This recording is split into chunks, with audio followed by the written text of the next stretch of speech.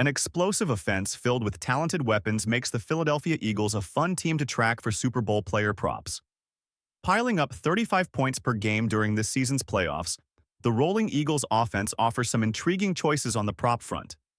Featuring MVP candidates like running back Saquon Barkley and quarterback Jalen Hurts, and a talented receiving tandem in A.J. Brown and Devonta Smith, Philadelphia's offense allows for plenty of options.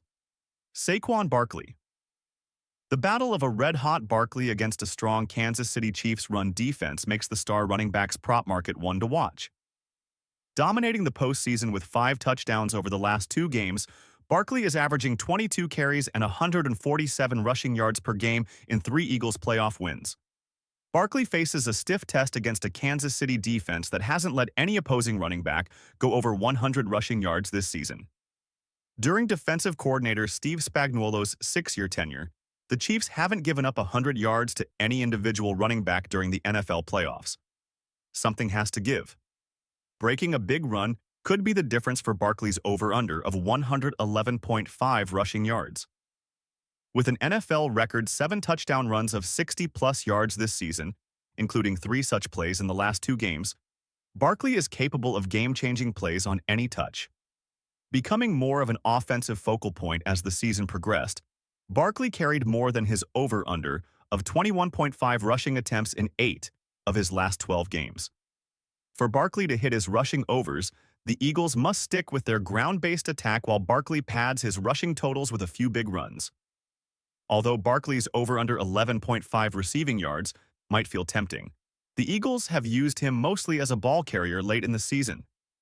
Barkley only went over 11.5 receiving yards once in the last 8 games. Jalen Hurts. The prop market is fascinating for Hurts after an up-and-down season.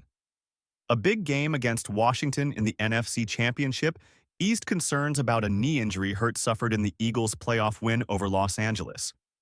Hurts threw for 246 yards against the Commanders, which was only Hurts' second game over 200 passing yards in his last 8. Hurts even joked after the game that Philadelphia coach Nick Sirianni, "Let me out of my straitjacket a little bit." Will the Eagles eliminate their conservative run-based approach in the final game of the season? That's the major question as it relates to Hurts' over-under of 215.5 passing yards. If the Eagles air it out or have to match points with Kansas City, Hurts' modest passing totals should hit. Should Philadelphia control the lead and the clock, a Barkley-dominated game plan could be a sticking point for the Eagles, making it difficult for Hurts to achieve significant passing yardage. On the rushing front, Hurts has attempted 10 or more runs on 9 occasions this season, including the NFC Championship win over Washington. The situational nature of Hurts attempting runs, often in short yardage and goal line scenarios, is difficult to predict, but Hurts has attempted at least 7 or more carries in 16 of the 17 full games he's played this season. That establishes a consistent floor for running the ball. Wide receivers and tight ends. Similar to Hurts' props, how the Eagles play offense will dictate how Philadelphia's receivers will be used. That starts with star receiver A.J. Brown. Noticeably irritated by his lack of targets after Philadelphia's Week 14 win over Carolina, Brown's relationship with Hurts was publicly called into question before an Eagles unified front shut down any concerns. Brown responded to the public snafu with back-to-back strong performances in Weeks 15 and 16, catching 16 passes on 26 targets for 207 yards and 2 TDs across 2 games. Brown's involvement in the offense has since regressed with Hurts injuries and playoff competition. Against Washington, Brown broke out of a mini slump with 96 receiving yards on 6 catches. That's a huge improvement from Philadelphia's first 2 playoff games when Brown only caught 3 total passes for 24 yards and 0 touchdowns.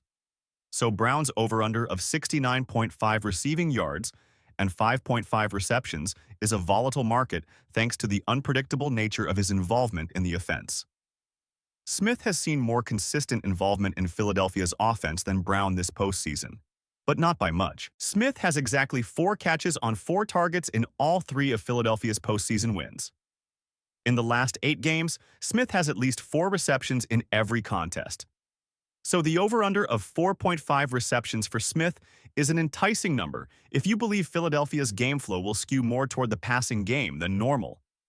Smith's over-under of 50.5 receiving yards feels like a bit of a trap. In his last 9 games, Smith had a 4-game stretch of going over 50 receiving yards in each game, but he failed to reach 50 receiving yards outside of that window, including the last 2 games. Dallas Goedert's resurgence is a fun postseason storyline for the Eagles. The veteran tight end leads all Philly pass catchers in targets, catches, yards, and yards after catch during the postseason. Those numbers are reflected in Goedert's player prop lines, which are close to Smith's. Since returning from a hamstring injury in January, Goedert has exactly 4 receptions in 3 out of 4 games.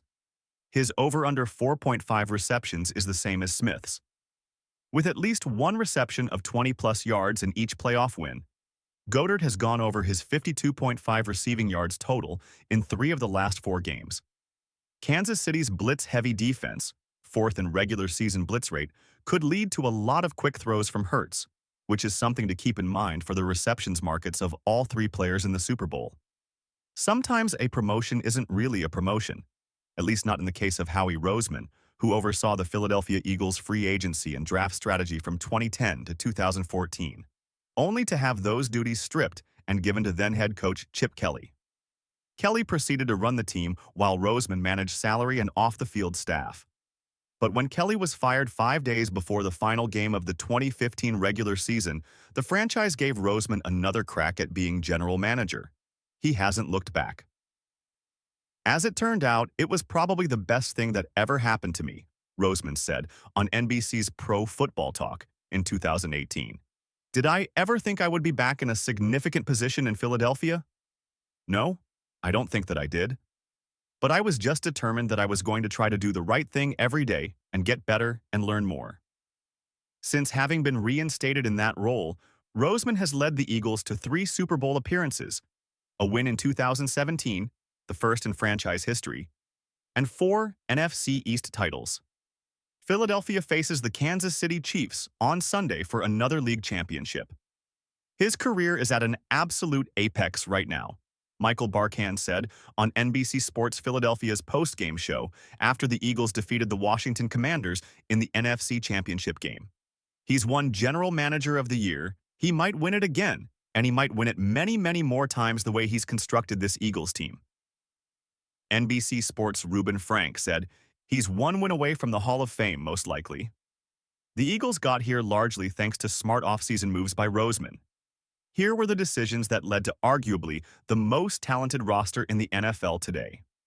April 2020, drafts quarterback Jalen Hurts. 53rd overall out of Oklahoma. Philadelphia selected Hurts in the 2nd round after his stellar play at both Oklahoma and Alabama,